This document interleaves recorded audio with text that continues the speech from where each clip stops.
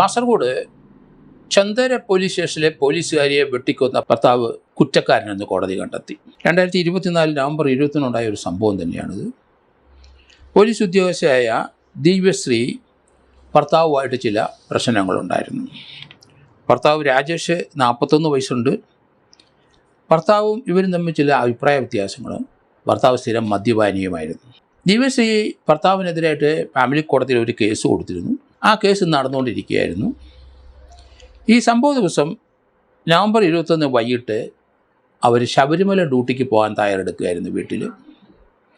അന്ന് പകല് കോടതിയിൽ ഇവർ മൊഴി കൊടുത്തിരുന്നു. തനിക്ക് ഭർത്താവുമായിട്ടുള്ള ബന്ധം തുടരാൻ താല്പര്യമില്ല എന്ന് കോടതിയിൽ ബോധ്യപ്പെടുത്തി. കണ്ണൂർ ഫാമിലി കോടതിയിലാണ് അത് ബോധ്യപ്പെടുത്തിയത്. അതിനുശേഷമാണ് അവർ വീട്ടിൽ വന്നിട്ട് വൈകിട്ട് ശബരിമല ഡ്യൂട്ടിക്ക് പോകാൻ തയ്യാറെടുപ്പ് നടന്നുകൊണ്ട്. ഈ സമയത്ത് ഭർത്താവ് രാജേഷ് അവിടെ എത്തി. അയാൾ വീടിൻ്റെ തിണ്ണയിൽ മുഴുവൻ ആദ്യം അങ്ങ് പെട്രോൾ ഒഴിച്ചു. കാരണം വീട് കത്തിക്കാനോ ഉദ്ദേശിച്ചോ അല്ലെങ്കിൽ ഇവിടെ രക്ഷപ്പെടാതെ ഇരിക്കാനോ ആണ്. അതിനുശേഷം വീടിനകത്ത് കയറി വാളുകൊണ്ട് വെട്ടുകൊണ്ട് ആ പോലീസ് ഉദ്യോഗസ്ഥ അവിടെ നിന്ന് ഇറങ്ങി ഓടി. ദിവ്യശ്രീ ഗേറ്റ് വരെ ഓടി. പിന്നാലെ നടന്ന് വെട്ടിക്കൊണ്ടിരുന്നു. ഗേറ്റിൻ്റെ മുമ്പിൽ വെച്ച് വെട്ടിക്കൊന്നു. ആ സംഭവത്തിന് ശേഷം പെൺകുട്ടിയെ മകളെ രക്ഷപ്പെടുത്താനായിട്ട് വന്ന പിതാവ് വാസുവിനും വെട്ടുകിട്ടി. വെട്ടി താഴെ വീണു. മരണം ഏകദേശമായി എന്ന് തോന്നിയിട്ടാണോ അയാൾ അയാൾ ബൈക്കിലാണ് ആ വീട്ടിൽ വന്നത്.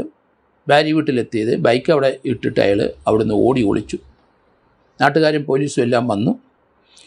ദിവ്യശ്രീയെ ആശുപത്രിയിൽ എത്തിച്ചപ്പം മരണപ്പെട്ടിരിക്കുന്നു. പിതാവ് വാസുവിനും വെട്ടേറ്റിട്ടുണ്ട്. ഗുരുതരമായ വെട്ടേറ്റ്. എന്നാൽ 2024 നവംബർ 21 ഈ സംഭവം അവിടുത്തെ കണ്ണൂർ പ്രിൻസിപ്പൽ ജില്ലാ ജഡ്ജിയുടെ കോടതിയിലായിരുന്നു വിചാരണ നടന്നത്. ഏകദേശം 102 രേഖകളും 51 ടൊണ്ടിമോഡലും കുറ്റച്ചാറിനൊപ്പം ഹാജരാക്കി. ഒപ്പം ഇയാൾ വെട്ടുന്നതും അവർ വെട്ടുകൊണ്ട് വീഴുന്നതും ഒക്കെ CCTV ദൃശ്യത്തിലുണ്ടായിരുന്നതും കോടതിയിൽ ഹാജരാക്കി. കോടതിയിൽ ചന്ദന പോലീസിൻ്റെ കുറ്റച്ചാർജ് പ്രൂവ്ഡായി. കൃത്യമായ എല്ലാ വിവരങ്ങളും അതിൻ്റെ അകത്തുണ്ട്. സാക്ഷികളും പറഞ്ഞു. ഡോക്യുമെൻ്ററി എവിഡൻസ്, ഡിജിറ്റൽ എവിഡൻസും ആ കാര്യത്തിലുണ്ട്.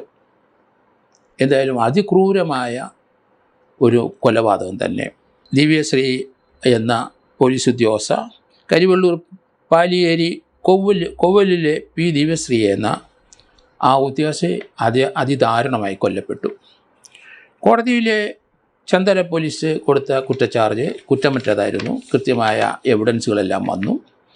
കുറ്റക്കാരനാണെന്ന് പ്രിൻസിപ്പൽ ജില്ലാ ജഡ്ജി വിധിക്കുകയും ചെയ്തു.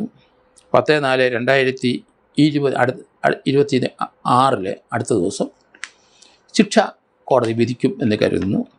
ഇത് വളരെ ബ്രൂട്ടലായ ഒരു കൊലപാതകം തന്നെയാണ്.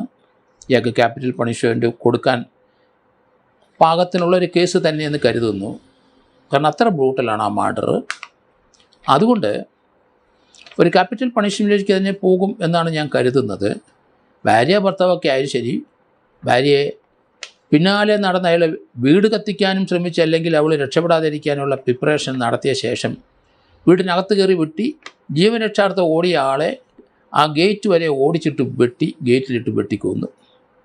വളരെ ക്രൂരമായ ഒരു കൊലപാതകമാണ്. ഭാര്യയാണ്, അഭിപ്രായ വ്യത്യാസമുണ്ട് എങ്കിൽ രണ്ടുപേരും പിരിയുന്നതായിരുന്നു ഉത്തമം.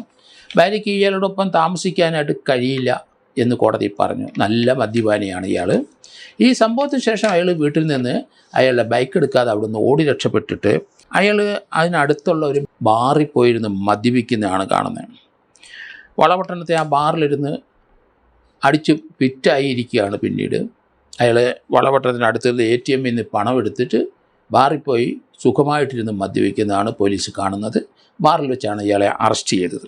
എന്തായാലും ഭാര്യാഭർത്തൃക്കളും എന്തെങ്കിലും പല സ്ഥലത്തും കലുഷിതമാകും. അങ്ങോട്ടും ഇങ്ങോട്ടും ഇതുപോലെ പ്രശ്നം ഉണ്ടാവും. രണ്ടുപേരും കോടതി കേസുണ്ടെങ്കിൽ കോടതിയുടെ തീരുമാനത്തിന് വിടുക. രണ്ടുപേരും അത് പിന്മാറേണ്ടവരാണ് പിന്മാറുക. എന്നിട്ട് ഒറ്റയ്ക്ക് ജീവിക്കുക. കുട്ടികൾക്ക് സംരക്ഷണം കൊടുക്കേണ്ടതാണെങ്കിൽ സംരക്ഷണം കൊടുക്കുകയും ചിലവിന് പൈസ കൊടുക്കുകയും ചെയ്യാൻ ബാധ്യസ്ഥരാണ് ഭാര്യയും ഭർത്താവും. ആ കാര്യങ്ങളും നിർവഹിക്കുക. അതാണ് നാട്ടു നടപ്പും നിയമവും. അങ്ങനെയാണ്. അതിലേക്ക് പോവുക. പരസ്പരം വെട്ടിമരിക്കുന്നത്, ഒരാളെ മറ്റൊരാളെ കൊല്ലുന്നതൊന്നും ഒരു ശരിയായ തീരുമാനമല്ല. അതുകൊണ്ട് അങ്ങനെയുള്ള പ്രവൃത്തിയിലേക്ക് ആരും പോകരുത്. അതിനൊരു ടിപ്പിക്കൽ കേസാണ് ആ പോലീസ് ഉദ്യോഗസ്ഥയുടെ മരണം തന്നെ. അതുകൊണ്ട് ഇങ്ങനെയുള്ളവരെ അതികഠിനമായ ശിക്ഷയിലേക്ക് തന്നെ കൊണ്ടുപോകണം. ക്യാപിറ്റൽ പണിഷ്മെൻറ്റ് കൊടുക്കാൻ പറ്റുമെങ്കിൽ കൊടുക്കണം എന്ന് തന്നെയാണ് എൻ്റെ വ്യക്തിപരമായ അഭിപ്രായം.